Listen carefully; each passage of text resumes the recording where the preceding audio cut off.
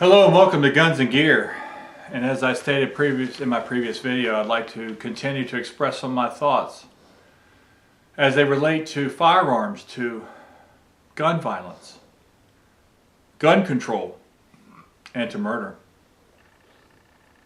I would have preferred a more appropriate time.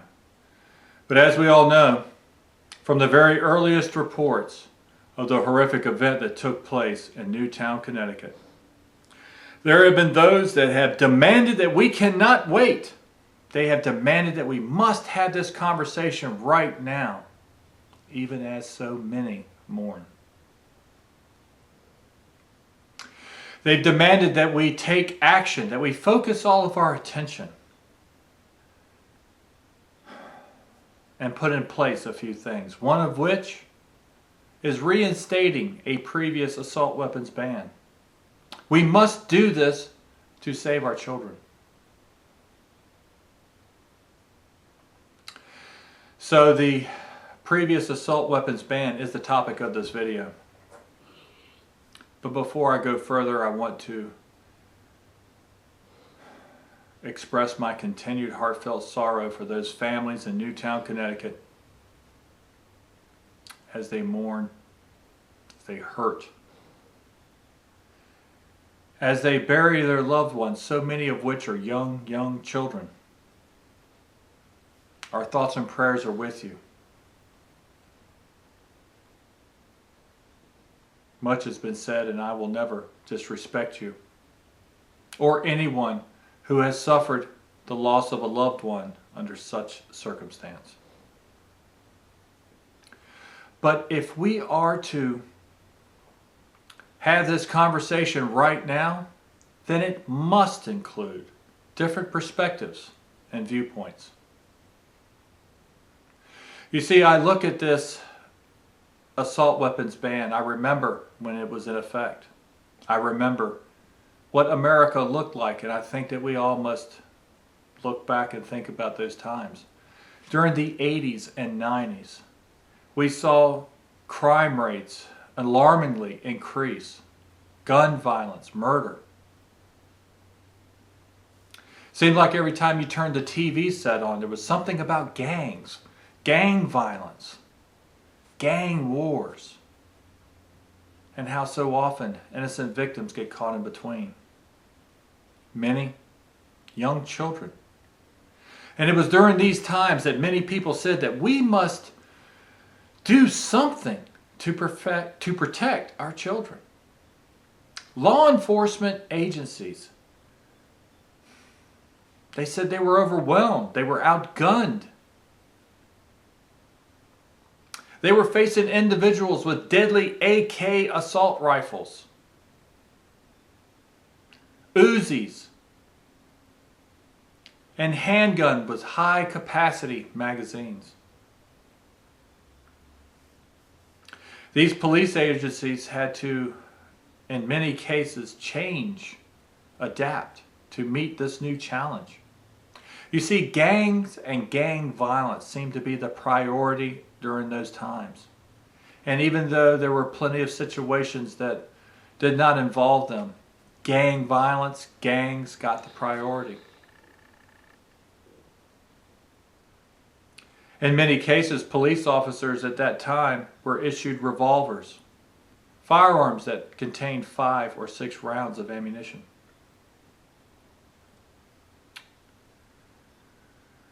So police departments all throughout this country began to change procedures. They began to create groups within their departments to deal specifically with gangs. They began to upgrade the equipment that they provided to their officers. They gave them firearms that contained high capacity magazines. And during this time, we had people to say that we have to ban these assault rifles, these deadly military style arms that have no other purpose than to kill. We need to restrict magazine capacity. And it's during this time that a high capacity magazine was defined as one that was able to contain more than 10 rounds. The assault weapons ban was signed into law and is often referred to by that president that signed it, Bill Clinton. And it is often referred to as the Clinton assault weapons ban. And even though the numbers actually went up that year in 1994, they began to decrease. At no time was any credit given to the efforts of law enforcement. You see, that ban took place between 1994 and 2004, and I think it's important that we look at that time and the time from the end of that assault weapons ban to today. I went to the internet, right, to see what kind of information I could find, what kind of data. I found that there were many sites out there. I also learned that almost all of them are opinionated. They are either pro-gun sites or anti-gun sites. I found it interesting that both sides of the conversation used information that they got from the Federal Bureau of Investigations.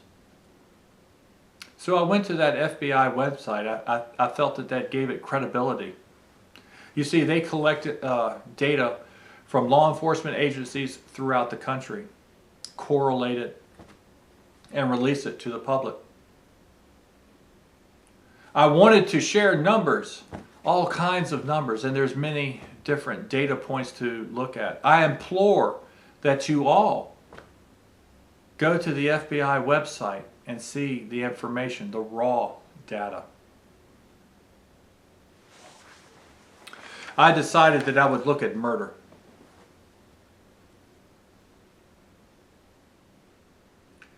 And as I looked through the site, I found that I could look at murder, but that column states murder and non-negligent manslaughter. And I thought that'd be a good place to start. Now, originally I wrote down the figures from 1994 to present day, or actually to 2011, which is the FBI's last entry or release of information. But it's going to take too long. Let me say that those numbers began to go down in that column. Year after year they began to go down. But somewhere along the middle of that 10 years, they began to tick back up. In 2004, we were promised that if we allowed this assault weapons ban to end, that our streets would run red with blood. That the carnage and the murder would be insurmountable. Well, actually in 2004, the number went down from the previous year, but it did begin to tick back up. In 2004, that number was 16,148. In 2005, it was 16,740. In 2006, 17,309. But from that time to present day, it steadily went down. In 2007, it dropped to 17,128. In 2008, 16,465. And in 2009, it was 15,399 murders or non-negligent manslaughter. That number is lower than at any time during the Bill Clinton assault weapons ban. At no time did the number ever decrease to 15,399. In 2010, 14,722.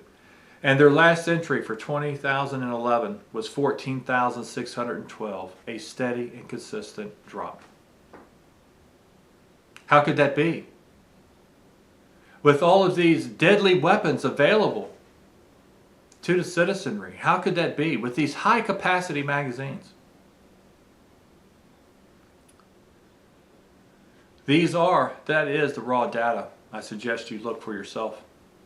Now, I thought this number includes murder from anything, not just a firearm.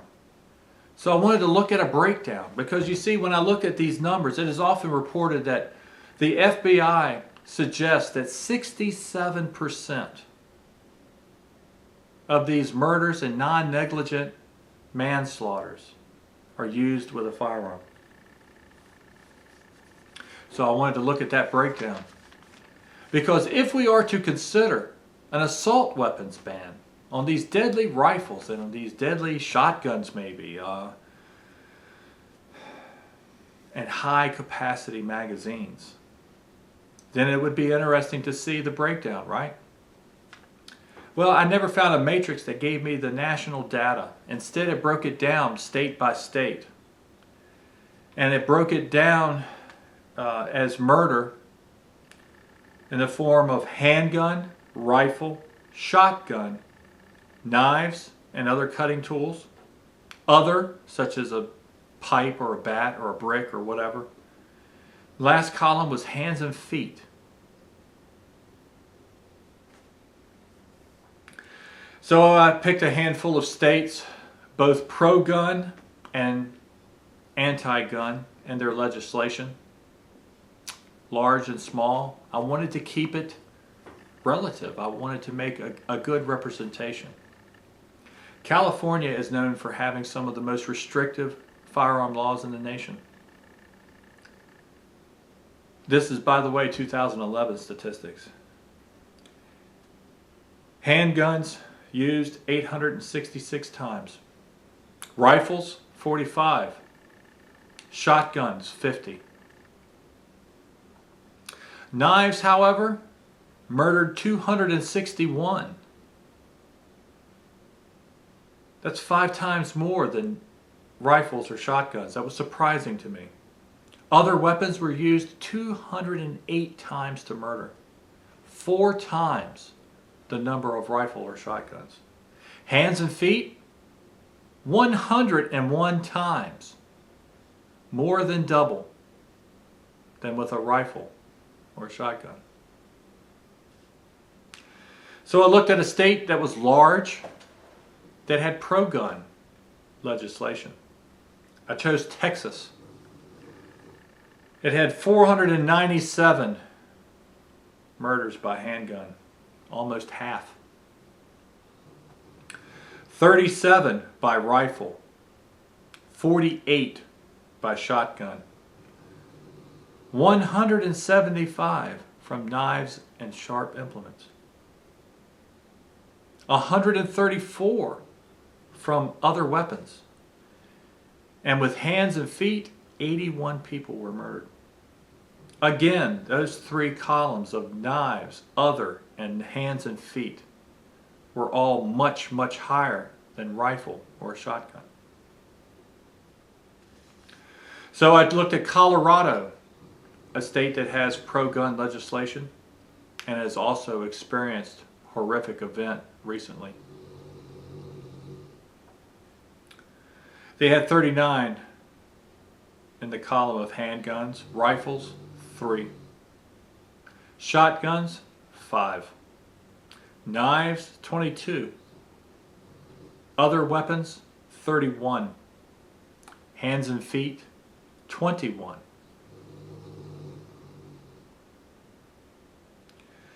A similar size state that has very or very anti-gun legislation is, of course, the state that's mourning right now, Connecticut.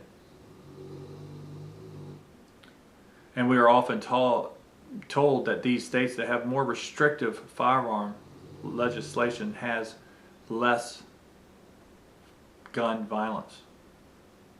But when compared to Colorado, Connecticut had 54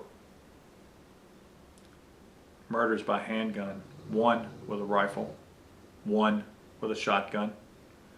Knives were 18, other weapons 10, hands and feet 6. Illinois is a state that is often talked of when gun violence is brought up. They are experiencing a great amount of. Our president has often referred to the gun violence that has taken place in Chicago. Very restrictive gun laws there. 364 deaths by handgun, murders by handgun. Only 1 with a rifle. 5 with a shotgun. 33 with knives and sharp implements. 41 with other weapons. And 21 with hands and feet. Again, these numbers for knives and other weapons and hands and feet are several times what they are for a rifle or a shotgun. How could that be? It seems like that we would see numbers so high to what we were warned, our streets running red with blood. How could it be that you look at all of these states, and in every single one of them, as it breaks it down, rifles and shotguns are amongst the smallest number, always smaller than knives or other implements, or even hands and feet.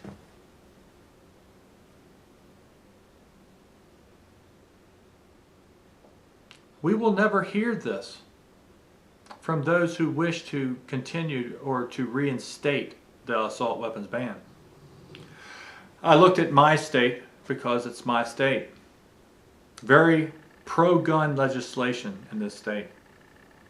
110 deaths by handguns, murders.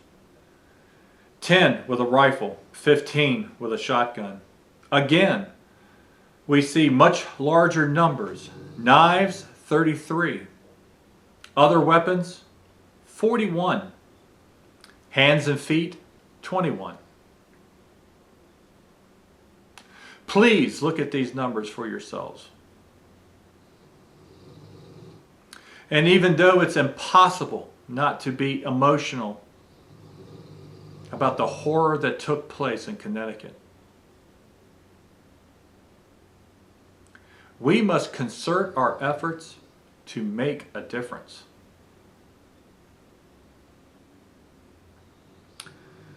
To give this some perspective, I looked at fatal accidents. Okay?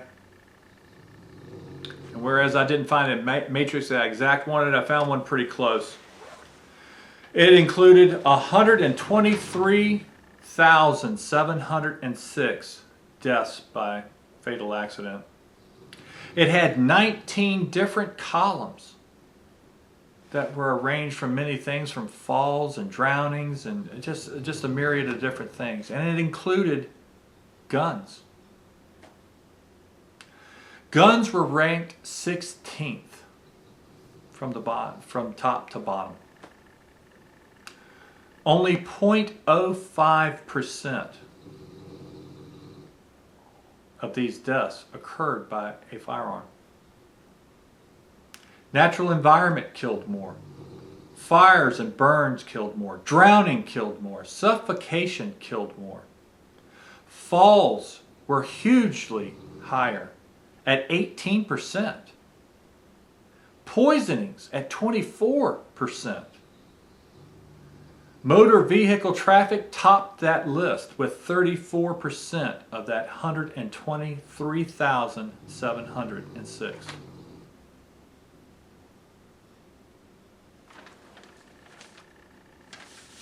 There are the figures. That is the information. If we are to have this discussion, then let's cut out the BS and let's look at these numbers and let's have that conversation. Let's have a concerted effort. Let's focus our attention on making real progress. Thank you for watching my video. I certainly appreciate it. And remember to shoot straight on the range and in life. Thanks.